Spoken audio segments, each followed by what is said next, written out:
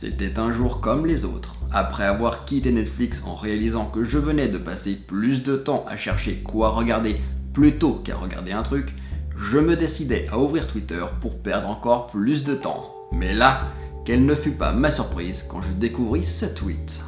Ma première réaction fut d'abord et puis ensuite je me suis fait une réflexion fondamentale. Et les personnages passent déjà plus de temps à coucher ensemble qu'à braquer. Et c'est comme Game of Thrones, ça pourra jamais être plus osé et sexy que l'original. Et ce n'était pas faux.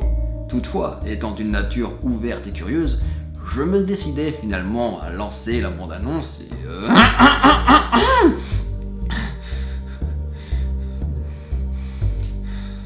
Salut à tous et oui, vous avez bien vu, La Casa de Papel a désormais le droit à sa propre parodie porno signée Jackie et Michel. Une mauvaise idée? Bah quand on sait que la série originale va avoir une saison 3 alors que la saison 2 concluait parfaitement l'histoire, je suis pas sûr que ce soit ce film porno qui soit le projet le plus à critiquer. Au contraire, La Casa de Michel, ça peut même être une très bonne surprise pour les fans, car ce qu'il faut savoir, c'est que dans le monde du X, les parodies de séries, c'est quasiment une tradition. Et à chaque fois que c'est fait, il y a toujours quelques règles qui sont respectées pour rendre ces parodies intéressantes. Et visiblement, La Casa de Michel s'en sort plutôt bien. Règle numéro 1, avoir un bon titre. Bon, je dois bien vous l'avouer, c'est probablement le truc qui me chiffonne le plus avec ce projet, parce que, on va pas se cacher, le titre n'est clairement pas ouf, La Casa de Michel, ça ne fait fantasmer personne. Et personnellement, à chaque fois que j'entends La Casa de Michel, je pense plutôt à ça. Mais après, chacun son délire, je juge pas. Chacun ses goûts, mais bon, quand même. En réalité, pour que le titre d'une parodie X soit vraiment efficace, il faut un bon jeu de mots. Et je préfère vous prévenir tout de suite, c'est jamais classe, c'est jamais fin. Au contraire, vaut mieux privilégier quelque chose de gras et de beauf. À un moment donné, il faut assumer, on parle de porno. Alors oui, le X, ça peut être sensuel, ça peut être raffiné, mais ça peut aussi être ultra cochon.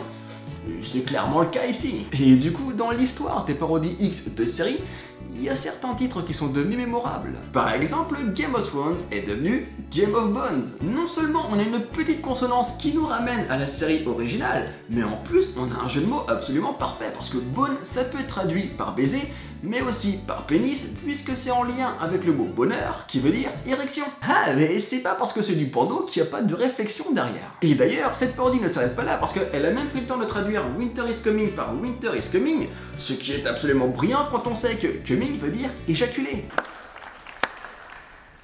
Very amusing.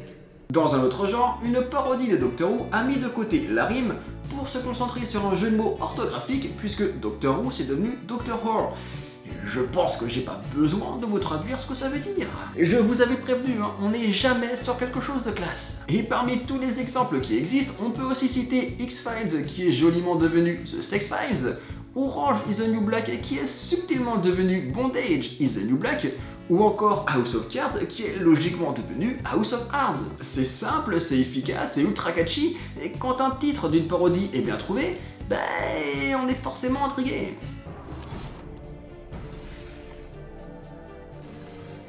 Règle numéro 2, respecter l'univers. Avoir un joli titre, c'est bien, mais il faut que le reste ce soit cohérent, parce que si le spectateur veut regarder une parodie porno, il voudra voir l'univers de la série être détourné. Autrement, ce sera juste un film porno classique avec un titre sympa. Et pour le coup, c'est ce que fait très bien La Casa de Michel, parce qu'on peut le voir, un véritable effort a été fait sur le choix des costumes, sur le choix des décors, sur les prénoms des personnages, et sur la mise en scène avec d'un côté les braqueurs, d'un autre le professeur, et d'un autre les policiers. Tous les codes de la série ont été respectés, ce qui nous permet de nous immerger plus facilement dans l'ambiance, et ça apporte une plus-value au film. Mais mes amis, nous allons pouvoir coder la Terre entière. Ouais. Quand les parodies respectent vraiment l'univers des séries, ça donne forcément des résultats à la fois cool et déjantés, comme ça peut être le cas pour la parodie de The Big Bang Theory, parce que là, tout a vraiment été pensé en détail pour qu'on s'amuse vraiment devant, que ce soit avec les décors, les costumes, les coupes de cheveux, l'humour, les rires enregistrés, les références geeks, rien n'a été laissé au hasard. Encore une fois, c'est pas parce que c'est du X qu'il n'y a pas de travail derrière. Et honnêtement, quand c'est plutôt bien fait, ça peut vite devenir une expérience à part. On se rend compte que c'est pas forcément fait pour se soulager, mais plus pour s'amuser. Howard, what are you dressed as? Ninja Hefner, banging bunnies and kicking silently. Wanna touch my nunchuck? Alors je préfère préciser tout de suite, personnellement c'est pas du tout mon genre de truc, mais je me suis renseigné pour faire la vidéo et au fur et à mesure je me suis mis à vraiment respecter le travail. Et c'est con mais ça peut vraiment être cool. Bon par contre parfois quand c'est vraiment fidèle, ça peut aussi être source de cauchemar, et quand je dis ça je pense vraiment à la parodie des Simpsons. Voir des personnages animés être portés par des humains peinturlurés en jaune qui couchent entre eux devant des décors ultra colorés, je suis désolé, mais c'est flippant. Règle numéro 3, détourner les codes. Que la parodie rende hommage à la série en respectant son univers, c'est cool, mais qu'elle détourne en plus ses codes, c'est encore mieux parce que ça nous rappelle que rien n'a été fait au hasard et que tout a été pensé pour nous surprendre. Par exemple dans Game of Thrones, le trône de fer n'est évidemment pas fait avec des épées, ce serait pas très intéressant. Si on prête attention plus en détail à la composition du fauteuil, on se rend compte au contraire qu'il est fait avec des sextoys. Et c'est du génie, ça ne va dans aucun salon, mais c'est cool. Et c'est pareil dans la parodie de Doctor Who. Ici, la Police Box, aka le TARDIS du personnage, est subtilement renommée la Please Her Box. Si vous voyez ce que je veux dire.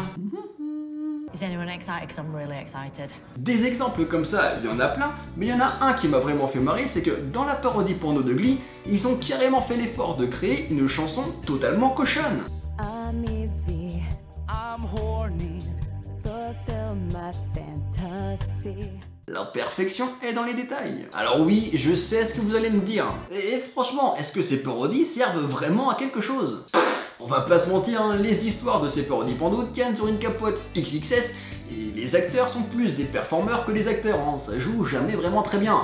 Même si on peut quand même noter qu'ils font toujours l'effort de coller au mieux aux personnages originaux.